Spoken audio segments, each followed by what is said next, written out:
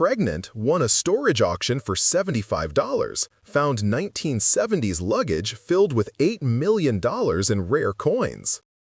Maya's hands were shaking so badly she almost dropped the 1909 SVDB Lincoln penny, worth $250,000 on its own, when her water broke all over the concrete floor of Unit 247, spattering the open leather suitcase and 24 identical cases still stacked against the rusted metal walls. Wait, before the next revelation happens, if this mystery has already captivated you, tell us where you're watching from. And to make sure you don't miss any unexpected alliances or life-changing discoveries, subscribe and join our circle. The game is about to change. Now, back to the scene. The puddle spread across the dusty concrete, mixing with decades of grime, and Maya stood frozen in the half-light filtering through the facility's inadequate overhead bulbs. Her phone was in the car. Her car was 3 buildings away. The nearest person was the facility manager, and she'd last seen him disappearing into his office 20 minutes ago. Headphones on, lost in whatever podcast helped him survive 8-hour shifts in this maze of forgotten lives. "Okay," she whispered to herself, to the baby pressing down with new urgency, to the fortune scattered at her feet. "Okay, okay, okay." She'd been 7 months pregnant when she lost her job at the insurance company. Restructuring, they called it, which was corporate speak for, "we don't want to pay maternity leave."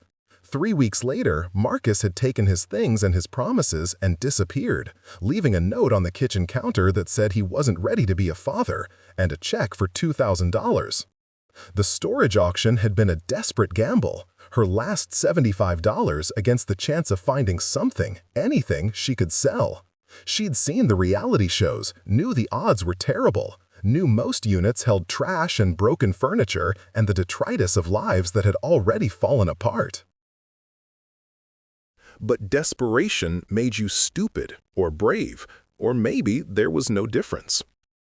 The unit had looked promising from the doorway, clean, relatively speaking, organized. Someone had cared about what they stored here, had arranged everything with precision. Plastic bins labeled in faded marker, furniture wrapped in old sheets. And in the back corner, stacked like a monument to another era, 25 matching leather suitcases in various shades of brown and tan, all bearing the scuffed logos of airlines that no longer existed. Shed opened the first one 30 seconds before her water broke. Another contraction hit, and Maya grabbed the doorframe, riding it out. They were still far apart, maybe 10 minutes since the last one. She had time. Probably. First babies took forever. Everyone said so. Her mother had been in labor with her for 18 hours. Her mother, who died 6 years ago and couldn't be here now. Maya forced herself to breathe, to think. The coin shed dropped had rolled under one of the suitcases. She could see its copper gleam in the shadows. Around it, scattered from when she jerked back in shock, lay dozens more. Indian head pennies, mercury dimes, standing Liberty quarters, buffalo nickels, and something that looked like gold, actual gold coins that caught the light and threw it back like captured sunlight. Shed worked at the insurance company for 8 years, processing claims, and had developed an eye for value. You saw enough jewelry assessments, enough collectibles, enough desperate people trying to prove their treasures were worth saving, and you learned. These weren't just old coins. These were pristine old coins, protected in individual holders inside the suitcase's custom foam interior. Someone had known exactly what they had. Someone who'd stopped paying rent on this unit 14 months ago. Maya's phone buzzed in her back pocket. She'd been wrong. She did have it. And she pulled it out with trembling fingers. Unknown number. She almost didn't answer, but something made her thumb the green button. "Hello? Is this Maya Sanderson?" A man's voice, older, with an accent she couldn't place, formal. "Who's asking?" "My name is Arthur Brennan. I'm calling regarding storage unit 247 at Secure Lock Facilities on Jefferson Avenue. I understand you were the winning bidder." Maya's heart stuttered. "How did you get this number?" "The facility manager provided it. Miss Sanderson, I need to discuss the contents of that unit with you. It's urgent. Another contraction built, and Maya leaned against the wall, biting back a gasp. I'm kind of in the middle of something. I understand this is unexpected, but no, Maya cut him off, her voice sharper than she'd intended. I'm literally in the middle of something. I'm in labor. Silence on the other end. Then, are you at the facility now? Yes. Alone? Something in his tone made her wary. Why does that matter? Miss Sanderson, the contents of that unit are complicated. There are parties who've been searching for those suitcases for a very long time. If you've opened them, if you've seen what's inside, then you need to leave, now. Is that a threat? It's a warning. The man who stored those cases, his name was Lawrence Kettering. He died 3 weeks ago, and his death wasn't natural. Please, leave the unit, lock it, call 911. Tell them you're in labor, and tell them. The call cut off. Maya stared at the phone. No signal. She'd had full bars 2 minutes ago. The overhead lights flickered once, twice, then died, plunging the corridor into near total darkness. Emergency lighting kicked in after a moment, casting everything in a sickly green. Maya's breathing sounded impossibly loud in the sudden quiet. Somewhere in the building, a door slammed. She should run. Every instinct screamed at her to move, to get to her car, to drive to the hospital and forget she'd ever seen this place. But $8 million in rare coins? If that's what this really was, meant her daughter would have a future. Meant Maya wouldn't have to choose between rent and formula, between electricity and diapers, between survival and dignity. Meant she wouldn't end up like her mother, working 3 jobs until her heart gave out at 53. Maya grabbed the nearest suitcase and opened it. More coins, identically arranged. She opened another. Same thing. They were all full. 25 suitcases, each one a fortune. Each one a life raft in an ocean that had been trying to drown her since the day she was born.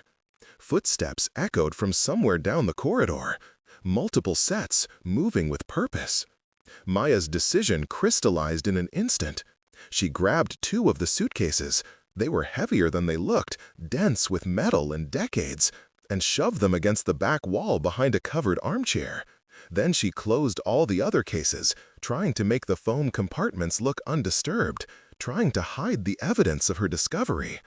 Another contraction hit, worse than the others. She grabbed her phone, tried to call 911, but there was still no signal. The facility's metal construction had always been terrible for reception, but this felt deliberate, like someone had. The footsteps stopped outside her unit. Miss Sanderson? Different voice. Younger. 2 of them, she thought. Maybe 3. One was breathing heavily, like they'd been running. Maya stayed silent, pressing herself against the wall beside the door. In the green emergency lighting, shadows moved across the opening. "We know you're in there," the voice continued. "We're not here to hurt you. We just need those suitcases." "Who are you?" Maya called out, trying to keep her voice steady. Friends of Lawrence Kettering.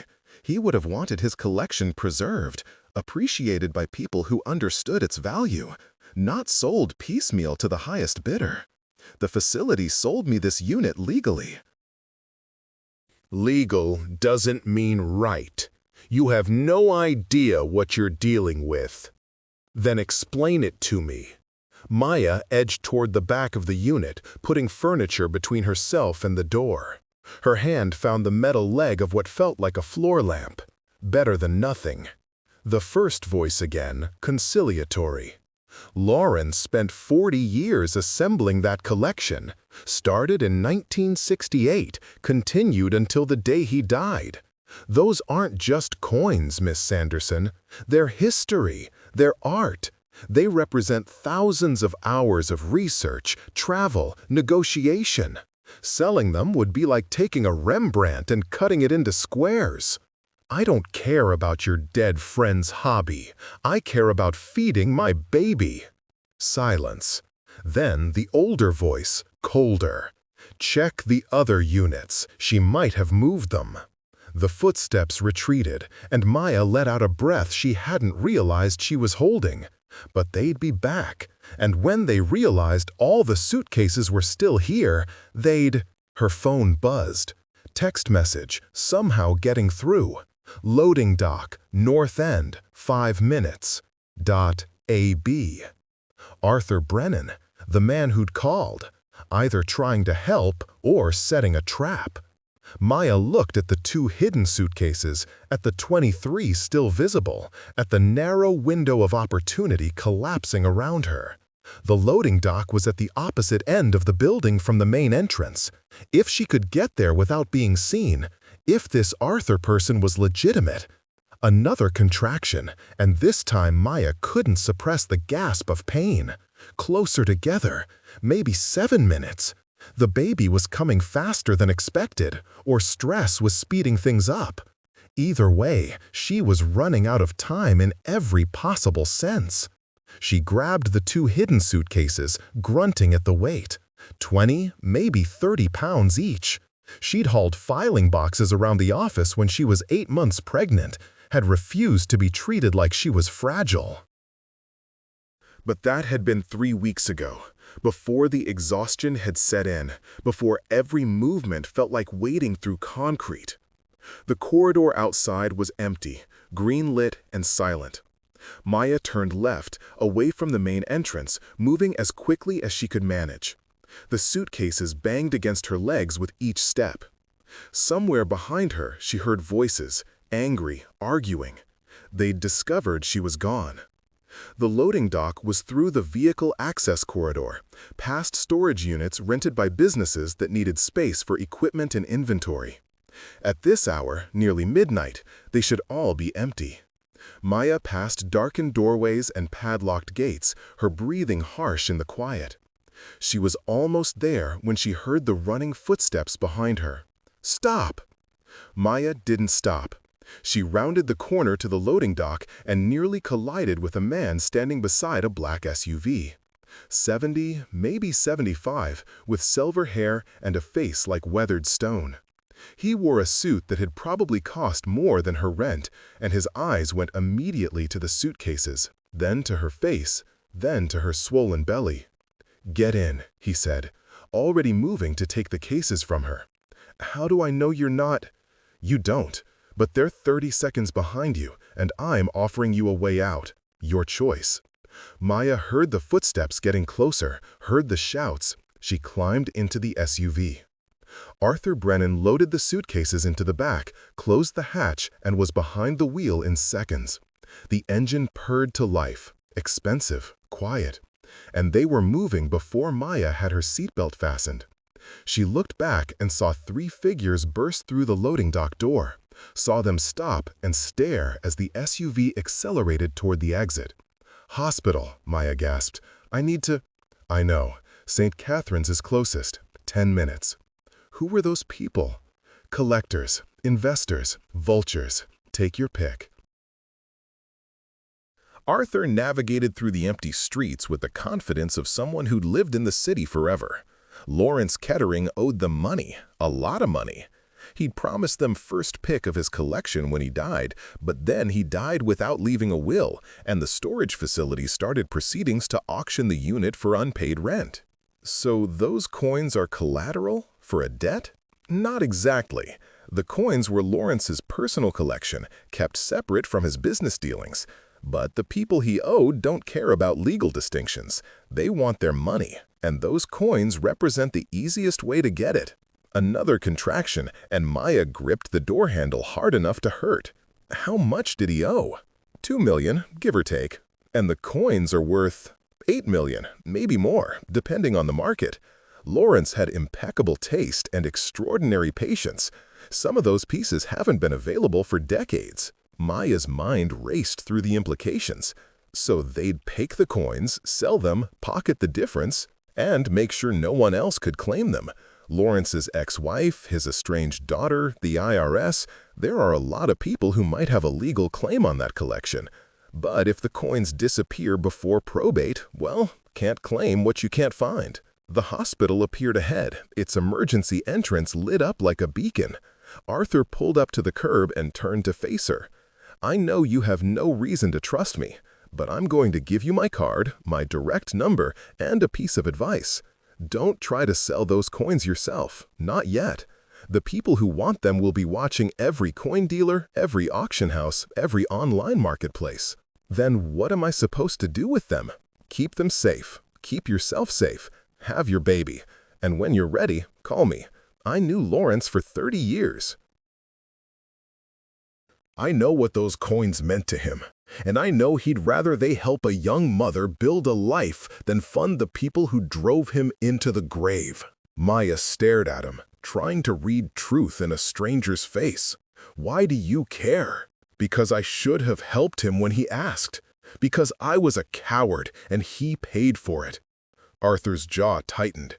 "I can't fix what happened to Lawrence, but I can make sure his collection ends up with someone who needs it more than they need to profit from his death." Another contraction, harder. Maya fumbled for the door handle. "The suitcases, I'll keep them secure. My home, my safe. You have my word." "Your word? I don't even know you." "Then here." Arthur pulled a set of keys from his pocket, worked one off the ring, and pressed it into her hand. "My house key. My address is on the card. If I were planning to steal from you, I wouldn't give you the means to walk in and take them back." Maya looked at the key, at the card, at the old man's steady gaze. Every instinct screamed that this was insane, that she should take the suitcases into the hospital, call the police, let the system sort it out. But the system had sorted her right into unemployment and abandonment and $75 to her name. The system didn't care about women like her. "Okay," she heard herself say, "but I want photos. Every suitcase, every coin, everything documented." "Absolutely. I'll text them to you before sunrise." Maya climbed out of the SUV, legs shaking, and made it 3 steps toward the emergency entrance before the strongest contraction yet dropped her to her knees. A nurse was there in seconds, calling for a wheelchair, asking questions Maya couldn't focus on answering. She looked back and saw Arthur Brennan pulling away, the 2 suitcases with him, carrying either her salvation or her stupidity. She couldn't tell which. 12 hours later, Maya held her daughter for the first time and understood with sudden perfect clarity why her mother had worked herself to death. You'd do anything for this. Burn the world down or build it up again from ashes. Anything. Her phone buzzed on the bedside table. She reached for it one-handed.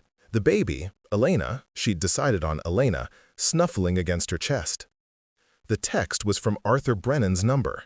Not photos, not yet, just words. "They found my car. Tracked it to the hospital. You need protection. Call this number." A second text followed immediately, a contact labeled Detective Sero Chen. Maya stared at the screen, at her sleeping daughter, at the future that had become exponentially more complicated in the span of a single day. The door to her hospital room was closed but not locked. The window overlooked a parking lot. Anyone could find her here. Anyone could walk in. She looked at Elena's perfect face, at the delicate flutter of her eyelids, at the tiny fist curled against her cheek. Then Maya pressed the call button for the nurse's station and asked for security. When the nurse arrived, Maya explained in careful, level tones that her ex-boyfriend might try to visit, that she had a restraining order, a lie, that she needed someone stationed outside her room. The nurse's expression shifted to understanding, then determination. "I'll talk to our security team right away." Alone again, Maya called Detective Chen. "Chen, my name is Maya Sanderson.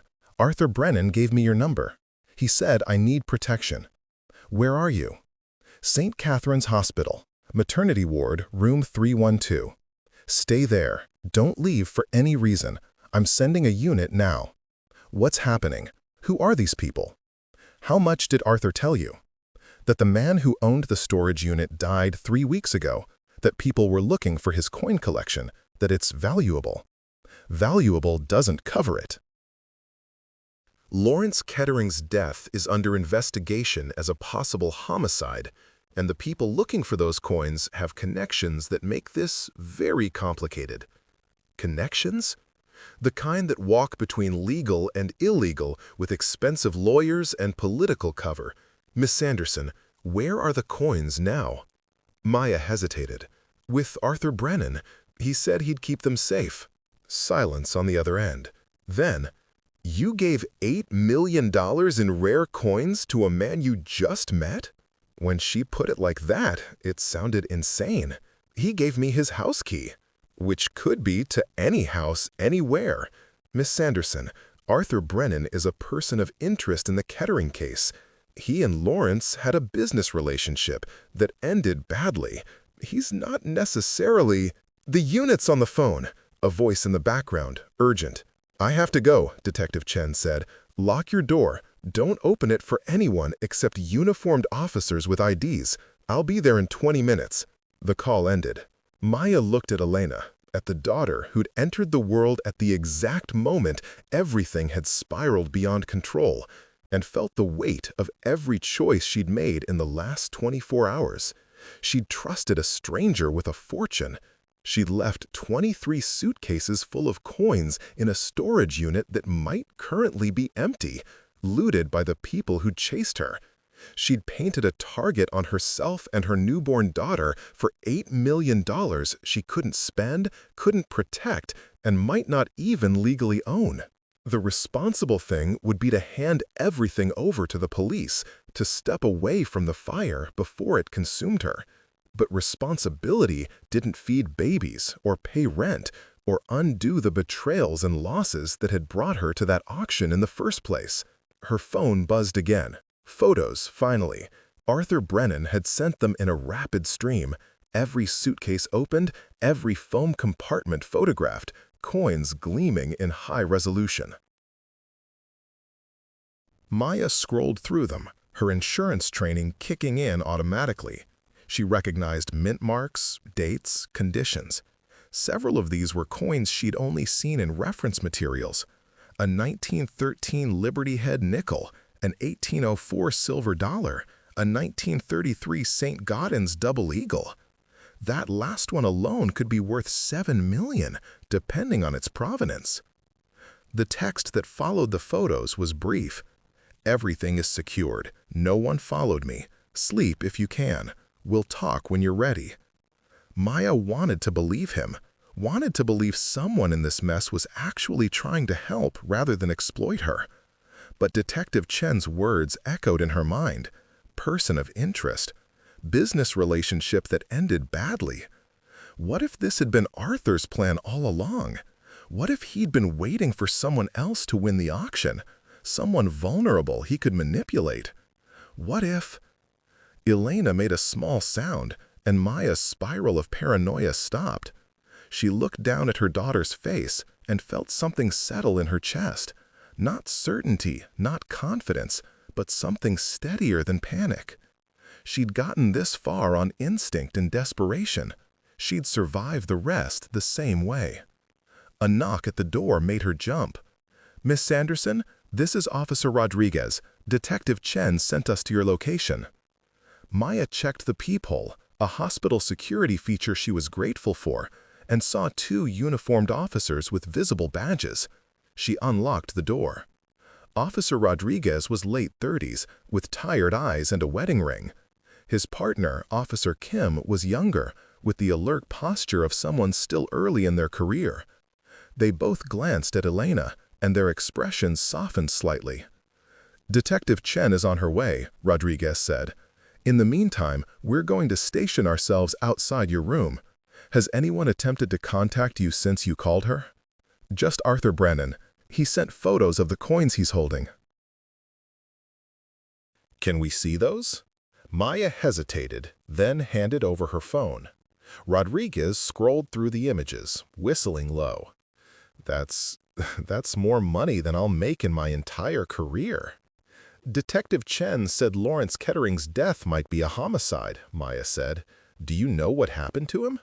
Rodriguez exchanged a glance with Kim.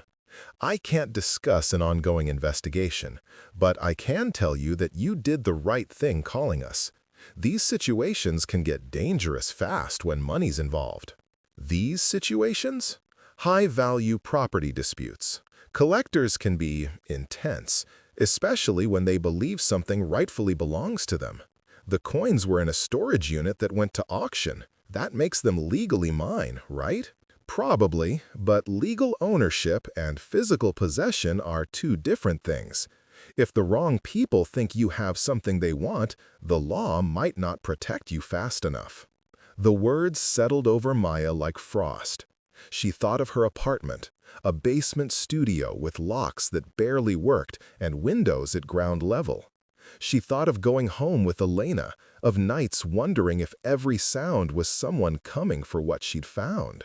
Detective Chen arrived 15 minutes later, a compact woman in her 40s with steel-gray streaks in her black hair and the kind of focused intensity that probably made suspects confess just to escape her attention. She sent Rodriguez and Kim back to their position outside and pulled up a chair beside Maya's bed. "Tell me everything," she said. "From the beginning." So Maya did. The job loss, Marcus leaving, the auction, the discovery, Arthur Brennan's call and the men who'd chased her, the decision to trust a stranger with 2 suitcases full of fortune. She left nothing out, including her own fear and doubt. Detective Chen listened without interrupting, taking occasional notes. When Maya finished, she sat back and sighed. "Okay."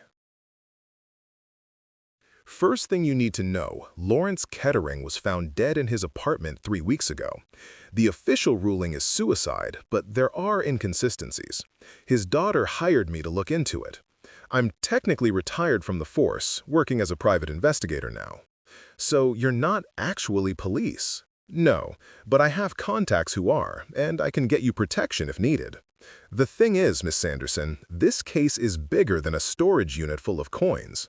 Lawrence Kettering was being investigated by the FBI. Maya's stomach dropped. For what? Money laundering, potentially.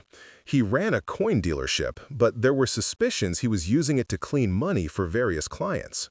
Nothing was ever proven, but when you die under mysterious circumstances while under federal investigation, it raises questions. So the coins might be evidence in a federal case? Or they might be legitimate collectibles. That's what we need to determine. But either way, there are people who want them, and not all of those people are constrained by law or conscience. The men at the storage facility? Who were they? We're working on identifying them. The facility's security footage might help, but apparently there was a convenient technical malfunction last night. No recording. Convenient, isn't it? Detective Chen's expression was grim. Which brings us to Arthur Brennan. What do you know about him? Only what he told me, that he knew Lawrence for 30 years, that he felt guilty for not helping him. Arthur Brennan is a rare book dealer, high-end stuff, first editions, private collections. He and Lawrence did business together occasionally, but they had a falling out about 2 years ago, something about a disputed authentication. So he might have a grudge? Or he might genuinely want to help. I've known Arthur for 15 years, and he's always struck me as honest. But honest people can have complicated motives. Maya shifted Elena to her other arm, the baby still sleeping peacefully despite the chaos swirling around her. What should I do? Honestly, I'd say walk away. Turn the coins over to the FBI, let them sort out the ownership. Keep yourself and your daughter safe. But that's not what you're going to say. But I know you won't do that, because you're desperate, and those coins represent a way out of desperation. Detective Chen's voice wasn't judgmental, just realistic. So here's what I can offer. Let me act as an intermediary. I'll work with Arthur to document everything, establish proper provenance, and find buyers who can purchase the coins discreetly and legally. In exchange, you give me 10% as my fee. 10% of 8 million is 800,000, which is what my expertise and contacts are worth. Without me, you'll spend years trying to sell those coins, constantly looking over your shoulder, never sure if the next buyer is legitimate or working for people who'd rather steal than pay. With me, you'll have security and legitimacy." Maya studied the detective's face, trying to read truth in the lines around her eyes. "Why do you care? Why not just report this to the FBI and wash your hands of it?" "Because I think Lawrence Kettering was murdered, and I think those coins are the key to proving it. But I can't prove anything if the coins disappear into the black market or get seized by the feds before I can establish their connection to his death. So you're not doing this out of the goodness of your heart. I'm doing it because our interests align. You need money and protection. I need access to evidence and time to investigate. We help each other." Elena stirred, making small sounds that Maya recognized as pre-crying hunger signals. She adjusted the baby, prepared to nurse, and realized she was about to negotiate a deal worth millions while feeding her newborn daughter in a hospital bed. The absurdity would have made her laugh if she weren't so exhausted. "I want it in writing," Maya said.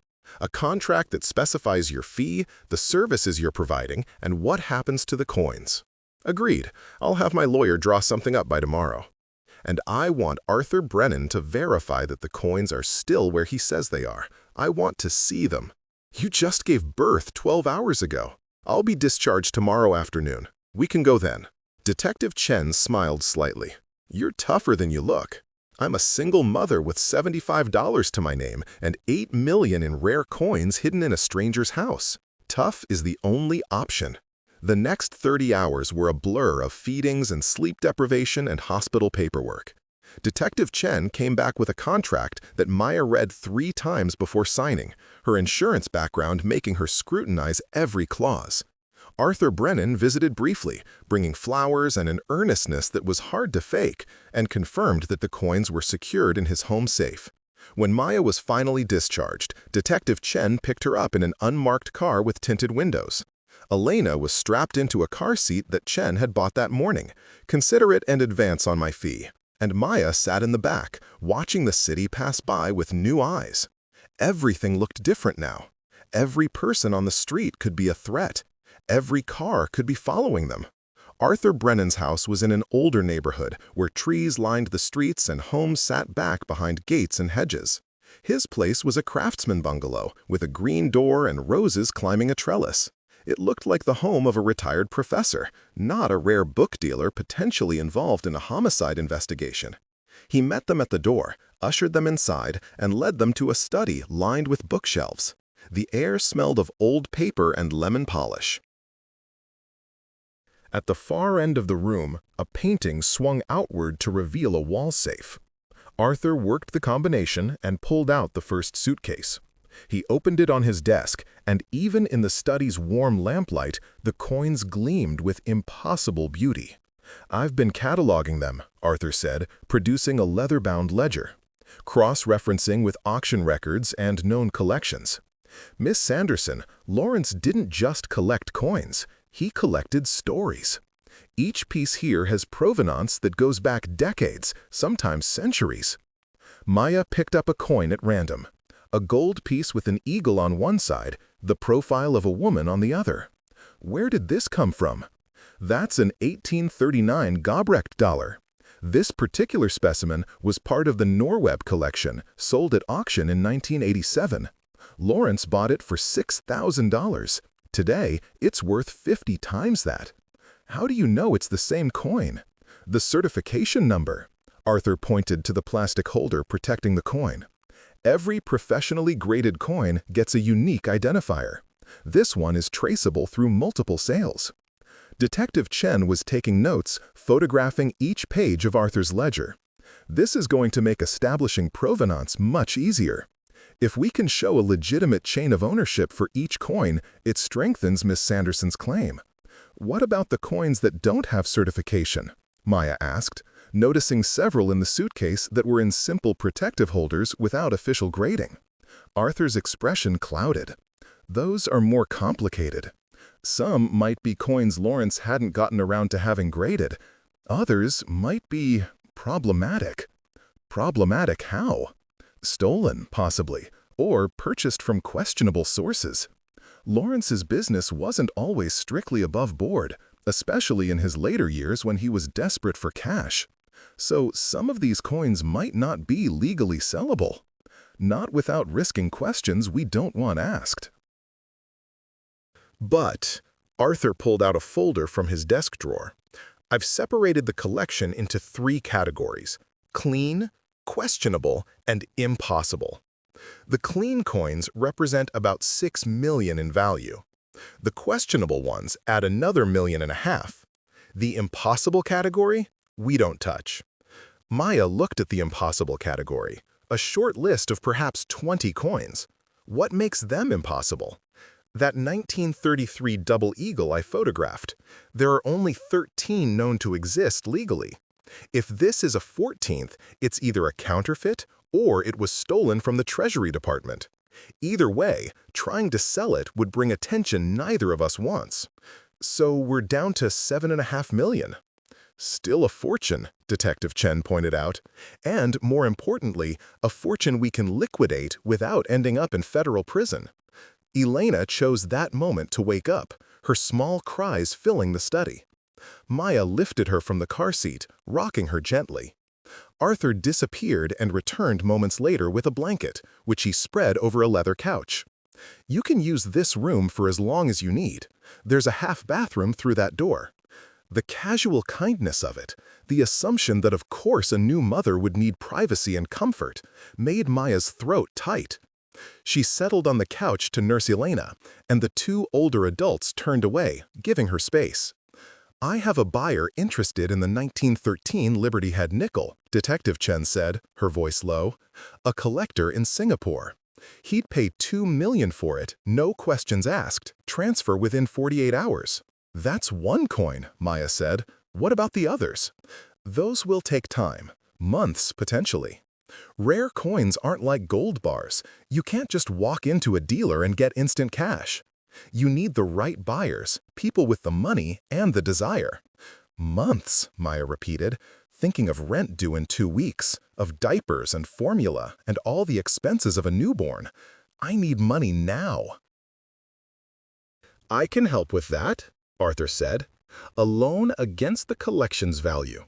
$50,000 to start, more as you need it. Interest-free. Meyer stared at him. Why would you do that? Because Lawrence would have wanted it. Because you remind me of his daughter, trying to survive in a world that doesn't care about people like you. Because I'm 73 years old, and I'd like to do one decent thing before I die. Your daughter doesn't know about any of this. Detective Chen's question wasn't really a question.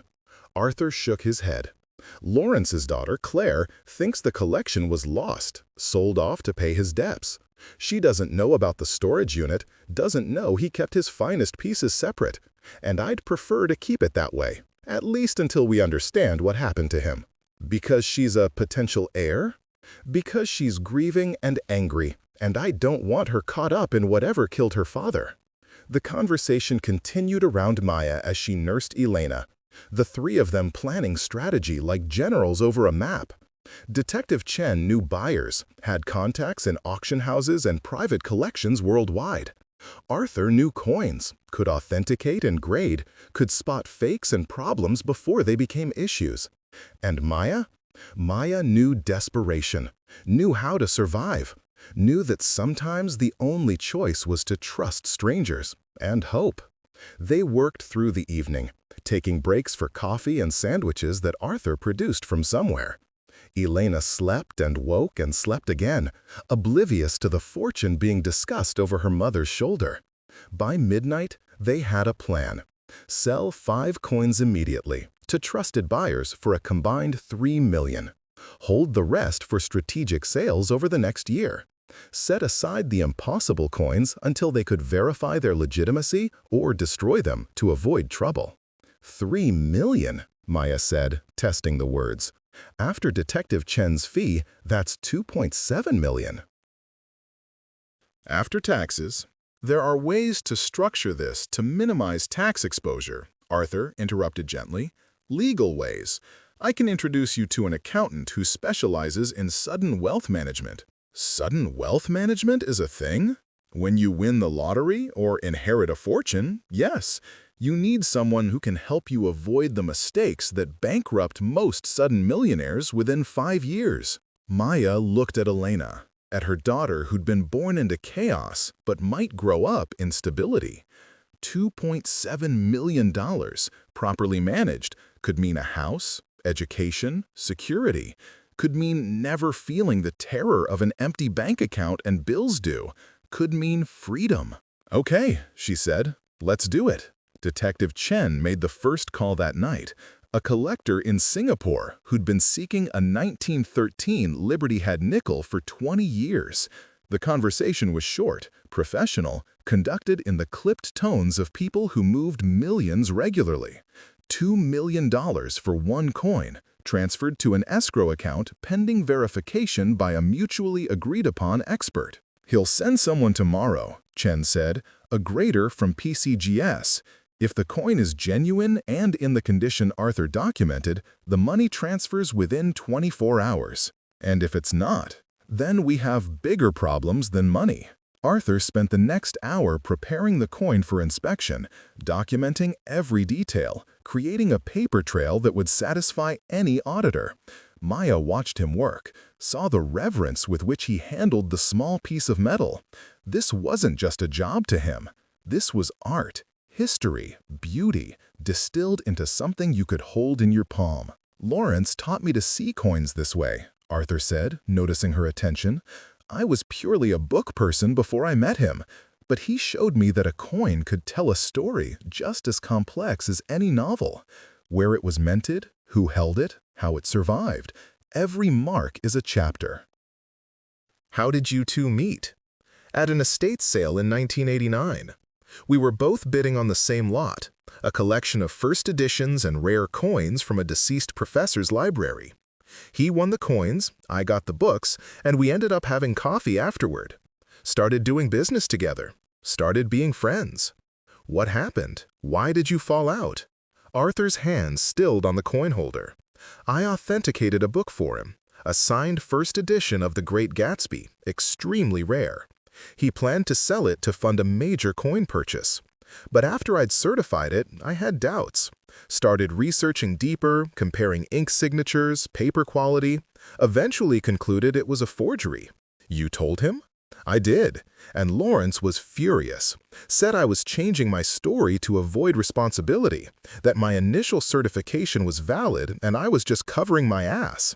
He sold the book anyway, to a private collector who later discovered it was fake. The collector sued. Lawrence had to return the money plus damages. It nearly bankrupted him. So he blamed you? He blamed me for not being certain from the beginning, and he was right. I should have been more thorough, should have taken more time. But I was arrogant, thought my expertise was infallible. Arthur's voice was heavy with old regret. After that, Lawrence's life spiraled. Lost clients, lost reputation, got desperate, started taking risks he wouldn't have before. And now, he's dead. Detective Chen cleared her throat. We don't know that his death is connected to his financial troubles, don't we? Arthur looked up, his eyes fierce. A man being investigated by the FBI, owing millions to the wrong people, dies alone in his apartment with a bottle of pills? That's not suicide. That's murder made to look like suicide. Do you have proof? Not yet, but I will. That's why I'm helping Miss Sanderson. Because if we can trace where Lawrence's money went, who he owed, who had motive to kill him, maybe we can get justice. Maya felt the weight of something larger than her own problems settling around them. This wasn't just about coins anymore. It was about a man's death, about corruption and debt, and secrets that people killed to protect. She'd stumbled into the aftermath of someone else's tragedy, and now she was carrying it forward. I want to help, she heard herself say, not just with the coins, with finding out what happened to Lawrence. You have a newborn, Detective Chen said. You need to focus on her, on yourself. I need to understand what I'm involved in. If there are people who killed Lawrence for these coins, They'll come for me eventually. Better to know who they are and what they're capable of. Arthur and Chen exchanged a look that spoke of shared history, shared understanding.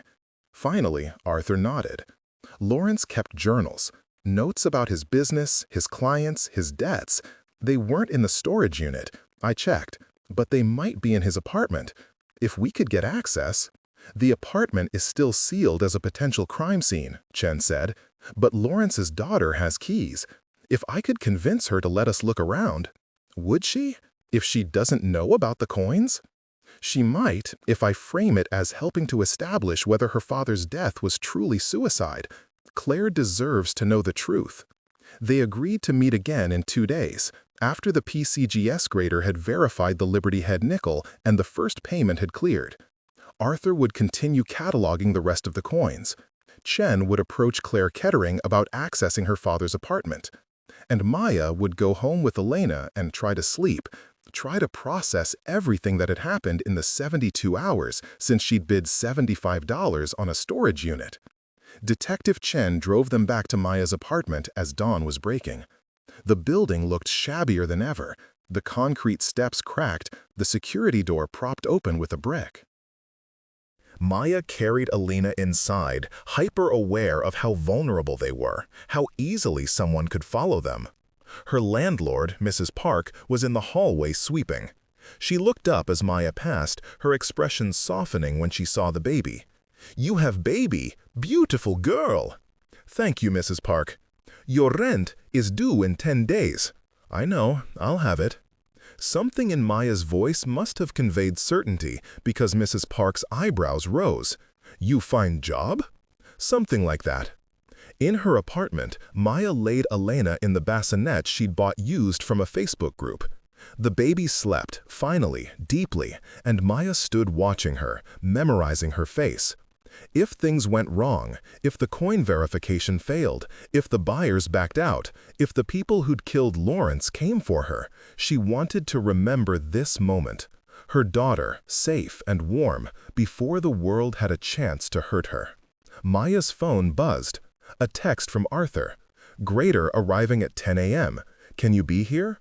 Your presence will help establish chain of custody." She typed back, "I'll be there." Then she set her alarm for 9 a.m., collapsed onto the bed, and fell asleep still wearing yesterday's clothes. The grader was a thin man in his 60s who introduced himself as Robert Chen, no relation to Detective Chen apparently, and spent 3 hours examining the Liberty Head nickel under various magnifications and lights. Arthur and Maya watched in silence as he worked, measuring, weighing, comparing to reference materials he'd brought in a metal briefcase. Finally, he looked up. "It's genuine, MS-65 grade, which matches your initial assessment, Mr. Brennan. The provenance documentation checks out. This coin was part of the Hawaiian collection, sold in 1981. I'll submit my official report to PCGS, but my verbal verification should be sufficient for the buyer to proceed." "Thank you, Robert," Arthur said, and the relief in his voice was palpable. The grader packed up his equipment, accepted a check for his services, and left. Maya sat down on Arthur's couch, suddenly dizzy. $2 million? For one coin? "The first of many," Arthur said. "Detective Chen has lined up buyers for 3 more pieces. If those sales go through, you'll have your $3 million within 2 weeks. I still can't quite believe this is real." Neither could Lawrence, the first time he sold a coin for serious money. It was a 1796 draped bust quarter, sold for $80,000. He called me that night, said he felt like he'd cheated somehow, like money shouldn't come from metal and history. What did you tell him? That value is whatever people agree it's worth. A coin, a painting, a book, they're only valuable because someone wants them badly enough. And that wanting, that desire, is as real as anything else. Maya thought about that while Arthur made tea, while they waited for confirmation from Singapore, while Ellen awoke and demanded feeding. She thought about all the things she'd wanted and couldn't have: security, stability, the luxury of not worrying. And now, because someone else had wanted these coins badly enough, she might actually get those things. The confirmation came through at 4 p.m. $2 million deposited in the escrow account, ready for transfer pending final documentation. Detective Chen arrived an hour later with a bottle of sparkling cider and paperwork for Maya to sign. 20% to escrow until the sale is finalized, Chen explained. The rest transfers to your account. Minus my fee, you're looking at $1,600,000 landing in your bank tomorrow morning. Maya signed documents until her hand cramped, each signature another step away from the person she'd been 3 days ago. When the last paper was completed, Chen raised her glass. To Lawrence Kettering, who had better taste in coins than he did in friends. They drank, and the cider was sweet and cold, and Maya felt something like hope unfurling in her chest. Over the next 10 days, 3 more coins sold, a seated Liberty dollar for $800,000, a proof Barber half dollar for $400,000, and a Carson City Morgan dollar for $300,000. With Chen's commission deducted, Maya's bank account swelled to just over $3 million. She paid her rent 6 months in advance, which made Mrs. Park weep. She bought a reliable car with excellent safety ratings. She met with the accountant Arthur recommended and set up trusts and investments that would ensure Elena's future. She moved to a 2-bedroom apartment with working locks and windows too high for anyone to reach easily. And she tried very hard not to think about Lawrence Kettering, alone in his apartment, dying among the remnants of dreams. But Detective Chen wouldn't let her forget. "Claire Kettering agreed to meet with us," Chen said over the phone one evening. "Tomorrow at 2 p.m. at her father's apartment. She wants to show us something she found." What kind of something? She wouldn't say, just that it changes everything. The apartment was in an older building downtown, the kind that had been luxury once, but now just looked tired. Claire Kettering answered the door, a woman in her early 40s with her father's eyes and a hardness around her mouth that spoke of disappointments. "Detective Chen," she said, then looked at Maya with curiosity. "And you are?" "Maya Sanderson. I'm helping with the investigation." It wasn't quite a lie. Claire nodded and stepped back to let them inside. The apartment was small, cluttered with books and papers and the detritus of a life lived increasingly in isolation. Claire led them to the dining table, where she laid out a series of photographs. "I found these in my father's desk, hidden in a false bottom I didn't know existed." She pointed to the first photo. A younger Lawrence Kettering with 2 other men standing in front of what looked like a bank vault. This was taken in 1992. That's my father on the left. The man in the middle is James Moretti, a coin dealer from New York. The man on the right is Senator Richard Hayworth.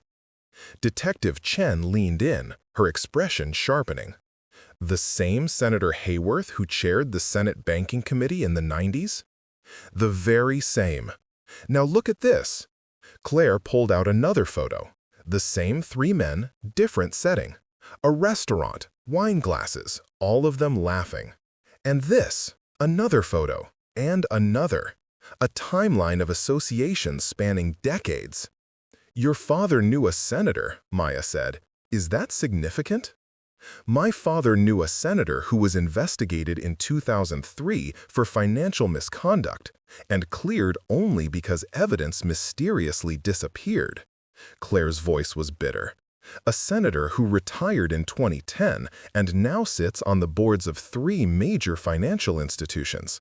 A senator who made his money, as far as anyone can tell, through shrewd investments and family wealth." "You think the connection is more than social?" Chen asked. "I think my father was laundering money for Moretti and Hayworth for 30 years. I think these coins, everyone's so interested in, are part of that operation. And I think my father wanted out, so they killed him." The words hung in the air, heavy as stones. Chen was already texting, her fingers flying across her phone.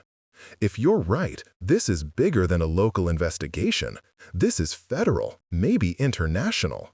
That's why I called you instead of the FBI, Claire said, because the FBI already investigated my father and found nothing. Because I think Hayworth has protection, connections that reach into places we can't see. Maya thought of the coins in Arthur's safe, of the millions now sitting in her bank account. If the coins are evidence of money laundering, then you're an innocent buyer, Chen cut her off. You won an auction legally. You couldn't have known about any of this. But the money is yours. The question is what we do with this information. Claire looked at Maya directly for the first time, really looked at her. You have my father's coins, don't you? That's why you're here. There was no point lying. Maya nodded. How much are they worth? We've sold 4 so far, for about 3 million. There are 21 more. So my father died with a fortune hidden in a storage unit while I buried him with money I borrowed from friends. Claire's laugh was sharp, pained. That sounds like him. Always keeping secrets, always playing angles. I'm sorry, Maya said, and meant it. Don't be. He was a difficult man to love and an impossible one to trust. But he was still my father, and someone murdered him. Claire pulled out one more photograph, this one more recent. Lawrence alone, looking older and exhausted. On the back, someone had written, "If anything happens to me, the proof is in the dragons." Dragons? Chen asked. I have no idea. I've been through everything in this apartment, and there's nothing with that name or reference. Arthur would know. The thought came to Maya, suddenly, certainly. If this was a coin reference, a collection, a code, Arthur would know. She called him from the apartment, put him on speaker. When she explained about the photograph and the cryptic message, Arthur was silent for a long moment. Chinese dragon coins, he said finally.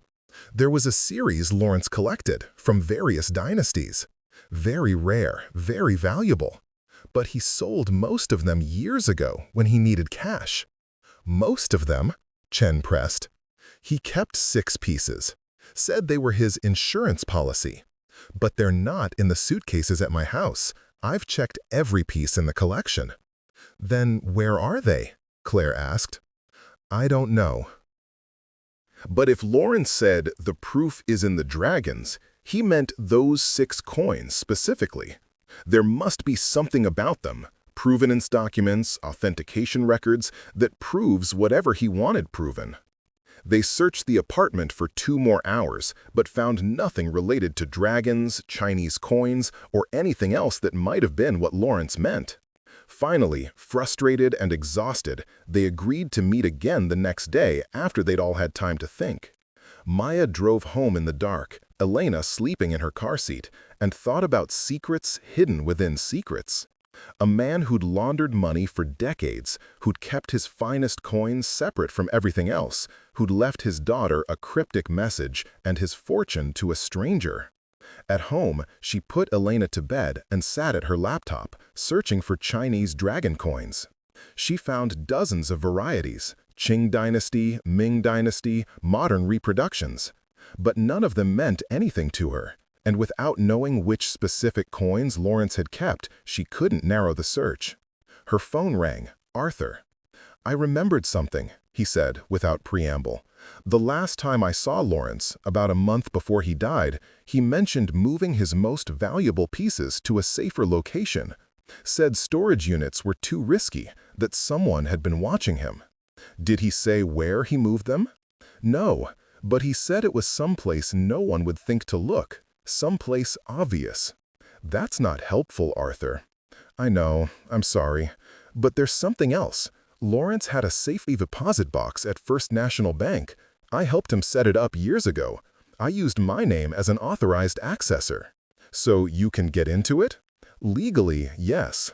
Whether I should is another question. Arthur, if there's evidence in that box that proves Lawrence was murdered, we have to look. Silence on the other end. Then, tomorrow, first thing. but I want Detective Chen there as a witness." They met at the bank at 9 a.m. Maya, Arthur, and Chen. The bank manager was an officious man in his 50s who checked Arthur's identification 3 times before finally leading them to the vault. The safety deposit box was one of the large ones, big enough to hold documents and valuables. Arthur opened it. Inside were 6 coins in protective cases, each one featuring an intricately detailed dragon. But more importantly, there was a flash drive and a thick envelope marked "To be opened only by Detective Sarah Chen or in the event of my death." Chen's hands were steady as she opened the envelope. Inside were dozens of pages, bank records, wire transfer receipts, authentication documents, and letters. Letters between Lawrence and Moretti discussing merchandise and clients. Letters between Moretti and someone identified only as H. References to specific coins moving through specific channels at specific times. "This is a complete paper trail," Chen breathed. Lawrence documented everything. Every transaction, every piece of art or currency that moved through his hands as part of the laundering operation. "Why?" Maya asked. "Why keep evidence of your own crimes?" "Insurance," Arthur said. "If anyone tried to eliminate him, this would go public. Mutually assured destruction." "Except someone decided the risk was worth it," Claire said. She joined them at the bank, her face pale but composed. Chen was already on her phone, calling contacts, setting wheels in motion. "This goes to the FBI today. With this documentation, they can reopen Lawrence's case and investigate Hayworth and Moretti properly." "What about the coins?" Maya asked, looking at the 6 dragons. "Are these evidence too?" "Probably. But," Chen paused, thinking, "the documentation here doesn't specifically mention these 6 coins. They're referenced in the general collection, but not tied to any specific illegal transaction, which means they might still be considered personal property." "Which means they're mine?" Maya couldn't quite believe it. "Through the storage auction, yes, but you might want to keep them locked away until this investigation concludes. Having dragon coins in your possession while the FBI is investigating dragon coin references in money laundering documents is awkward." Arthur carefully closed the box. "I'll keep them with the others. And Miss Anderson, you should know, these 6 coins alone are worth about $2 million, if you can ever sell them. $2 million she couldn't touch, might never be able to touch." Maya thought about irony, about fortune and risk intertwined like the dragons engraved on those ancient coins. The next 6 weeks were a blur of FBI interviews, legal consultations, and media attention once the Hayworth-Moretti investigation went public. Maya kept her name out of it as much as possible, claiming the protection of innocent third-party buyer status. The coin she'd already sold stayed sold. The buyers were legitimate, the transactions clean. The remaining coins stayed locked in Arthur's safe, waiting. Senator Hayworth was arrested on 12 counts of money laundering and conspiracy. James Moretti disappeared, presumably fled the country. And Lawrence Kettering's death was officially reclassified as homicide, with active warrants issued for 2 men identified from the storage facility's partial security footage. Claire Kettering sued for a portion of the coin collection's value, claiming inheritance rights. The court case would take years, but Maya's lawyer, paid for with money from those first 4 coin sales, was confident they'd settle for a reasonable percentage. "Maybe 20%, he said. "You did legally purchase the unit, but she's his daughter and has a moral claim. 20% of the remaining coin's value would still leave Maya with over $4 million. It seemed fair, or fair enough." On a Tuesday in late spring, Maya carried Alina to Arthur Brennan's house for what had become their weekly coffee meeting. The old man had become a strange sort of grandfather to her daughter, someone who'd seen the worst and best of humanity and still chose kindness. I heard from Detective Chen, Arthur said, bouncing Elena gently on his knee. They're closing in on the men who killed Lawrence. One of them is talking, trying to cut a deal. Will it work? Probably, but they'll still spend decades in prison. Some justice, at least. Maya sipped her coffee and watched Elena grabbing at Arthur's silver hair. I've been thinking about what to do with the money. The part that's actually mine, I mean. And I want to start a foundation, helping single mothers, women in crisis, people who are one bad month away from disaster. I want to take some of the fortune that came from Lawrence's mistakes and use it to keep other people from ending up like him, desperate and alone. Arthur's eyes were bright. He would have liked that, knowing something good came from his life, even if he couldn't see it himself. I'm going to call it the Elena Kettering Foundation, after my daughter and after Lawrence, so his name means more than just scandal and death. That's a good thing you're doing, a redemptive thing. They sat in comfortable silence, the kind that only comes from shared trauma and mutual survival. Elena dozed off in Arthur's arms, and Maya felt something settle in her chest that might have been peace. Her phone buzzed, a text from Detective Chen. Final buyer confirmed for the Seated Liberty proof set, $1.2 million. Should close by Friday. Last coin sold. You're officially done. Done. Maya turned the word over in her mind.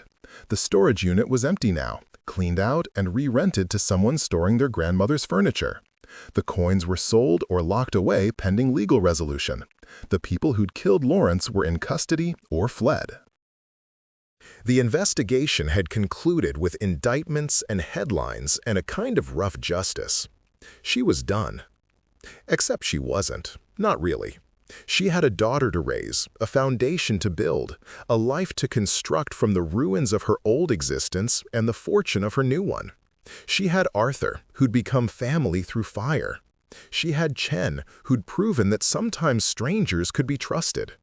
She had Claire, with whom she'd reached a tentative understanding born of shared loss.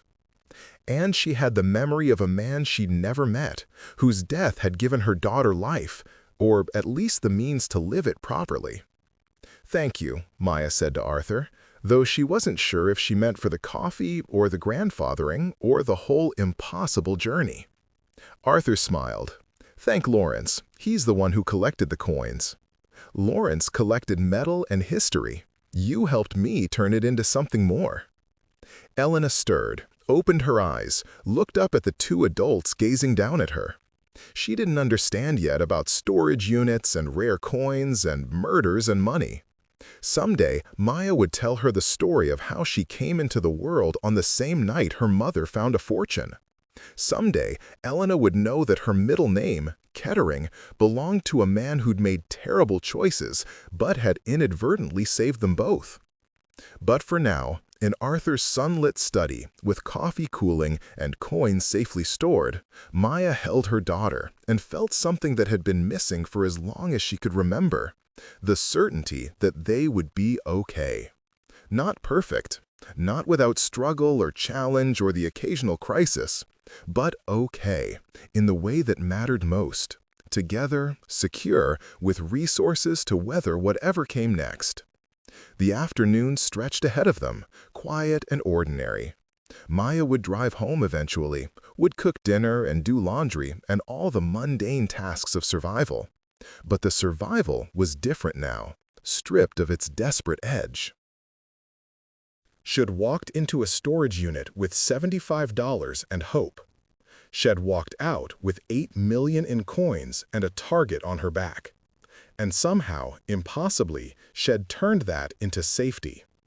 As she left Arthur's house that evening, Elena, strapped into her car seat and a container of Arthur's homemade soup on the passenger seat, Maya thought about all the people whose lives had tangled around those 25 leather suitcases. Lawrence, dead. Moretti, fled. Hayworth, imprisoned. Claire, grieving. Arthur, guilty. Chen, vindicated. And herself, Maya Sanderson, former insurance processor, current millionaire, always and forever a mother trying to protect her child. The coins had brought them all together and torn them apart and rebuilt them into something new. In the rearview mirror, Elena slept with her tiny fist curled against her cheek. And Maya drove home through the spring twilight, toward an apartment that was warm and secure, toward a future that was finally possible. The last thing she did that night, after Elena was asleep and the dishes were done and the apartment was quiet, was pull up the foundation website she'd been designing. The Elena Kettering Foundation, dedicated to helping women in crisis, funded by rare coins and second chances. She added one final line to the mission statement. From the ashes of tragedy, we build hope. From the wake of the past, we forge the future. Every ending contains a beginning, if you're brave enough to look. Then Maya closed her laptop, turned off the lights, and slept the deep, dreamless sleep of someone who'd survived the impossible and lived to tell about it.